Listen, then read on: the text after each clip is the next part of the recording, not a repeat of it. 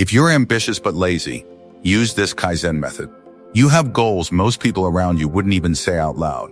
The business, the dream body, the disciplined version of you that actually follows through. So explain this, why can't you get yourself to start? Why do you just sit there with all that ambition without being able to do anything about it? You make plans and you postpone them. And somewhere along the way, you told yourself that you're just lazy. Well, you're wrong. It isn't your laziness, but something else entirely that's shutting you down. And once you see what it is, you'll understand why every single attempt you make to fix your life collapses within a week, and why a centuries-old Japanese method might be the only thing that finally works for someone like you. Chapter 1. The Ambition Trap. Here's what nobody tells ambitious people. Your goals can bury you. Every dream you have, the fitness transformation, the side income, the reading habit, the 5am routine, they all feel good in your head. Imagining the outcome gives you a small hit of satisfaction, almost like you've already made progress. So you keep dreaming. More goals, more saved videos, more mental plans. But every goal you set and never start becomes a weight you carry around. And when your brain looks at all of it at once, it doesn't know where to begin. So it treats the whole thing as a threat. And when your brain senses a threat, it runs straight to the phone, the snack, or the nap. Then you look at that avoidance and call it laziness. You beat yourself up for it. And the shame makes starting even harder. Look closer at your own life. The days you feel the laziest are almost always the days you have the most on your plate. That should tell you something.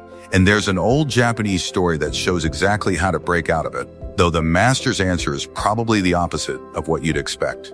Chapter 2. The Samurai Lesson. A young student once traveled to train under a famous sword master. On the first day he asked, "Master, how long will it take me to master the sword?"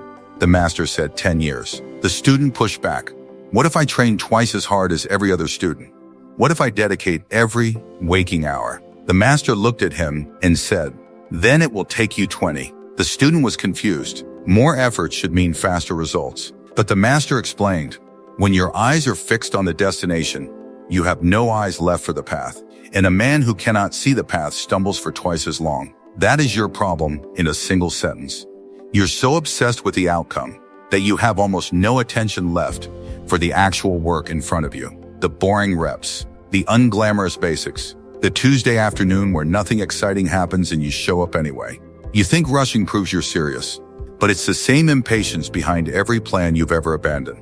And every time you sprint and burn out, starting again gets harder. Here's why. Chapter 3. Why all or nothing always becomes nothing. You know this cycle. You've lived it. It usually starts on a Sunday night. You're disgusted with where you are, so you build the master plan. New diet starting Monday. Gym 5 days a week. Wake up at 5 a.m. Read 30 pages a night. Cold showers. No sugar, no social media. Monday, you're unstoppable. Tuesday, you're tired but holding on. Wednesday, you skip one thing. Thursday, the whole structure collapses. And by Friday, you're back to your old life, telling yourself you'll restart next week. Here's the cost you don't see. Every one of those failed attempts teaches your brain a lesson. It stops expecting change to work at all. Quitting starts to feel normal. And the relief you feel when you finally give up, your brain remembers that too. And it repeats what it's rewarded for, which means every burnout is quietly training you to give up faster the next time. So you're not just failing to build habits, you're building a very reliable habit of quitting. The all or nothing approach doesn't just not give you results.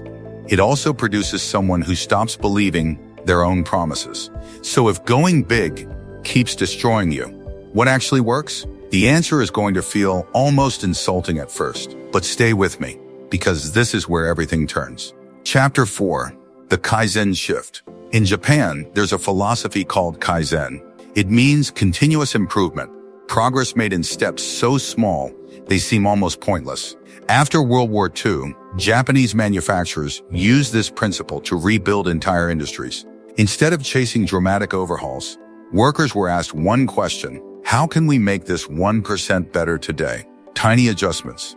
Every day, compounded over years, those tiny adjustments turned struggling factories into companies that dominated the world. Now apply that to your life. 1% better today. That's it. A number so small your brain doesn't even flinch at it. And that's precisely the point, because your brain resists big changes. Big changes trigger the internal alarm that produces procrastination and avoidance. But a change so small, it slips right past the alarm, and there's nothing to resist. And here's what is tough for your impatient mind to comprehend. Small daily improvements actually compound. 1% today builds on 1% tomorrow. In a week, you barely notice the difference. But give it a few months, and it becomes impossible to ignore. You're fitter, sharper, further ahead, while the all-or-nothing crowd is still restarting every Monday. But a philosophy without a system is just another nice idea you'll forget by tonight. So here's exactly how you build it. 5 steps. Starting today. Chapter 5. The system. Step 1. Pick one thing. Choose a single area of your life to work on for the next 30 days. Fitness, or reading, or a skill. Whichever matters most right now. Everything else waits. Your ambition will scream at you to do more. Ignore it. Doing more is what got you here. Step 2. Make it embarrassingly small. Shrink the habit until it needs zero motivation. Instead of promising yourself an hour at the gym, your only job is to put on your gym shoes. Instead of 30 pages a night, you read one. Yes, it sounds ridiculous, and that's exactly why it works. A habit this small is one you can do even on your worst day. And a habit that survives your worst days is a habit that lasts. Step 3. Stack it onto something you already do. Your brain builds new habits fastest when they're attached to old ones. While your morning coffee brews, you stretch. After you brush your teeth, you read your one page. The existing routine becomes the trigger, so you never have to remember or decide when to do it. Step 4. Get a paper calendar and mark an X for every day you show up. An app won't work. You need an actual paper calendar, hanging somewhere you'll see it every day. Watching that chain of X's grow becomes its own reward. And after 2 weeks, you'll protect that chain like it's money. Step 5. Never miss twice. You will miss a day. Life happens. Missing once is an accident. Missing twice is the beginning of a new identity, the old one. So the rule is simple. No matter what, you return the very next day. That's the whole system. 5 steps, almost stupidly simple. Which raises the real question, what does someone like you actually become after a year of this? Chapter 6. Small is not weak. 1 year from now, 2 possible versions of you exist.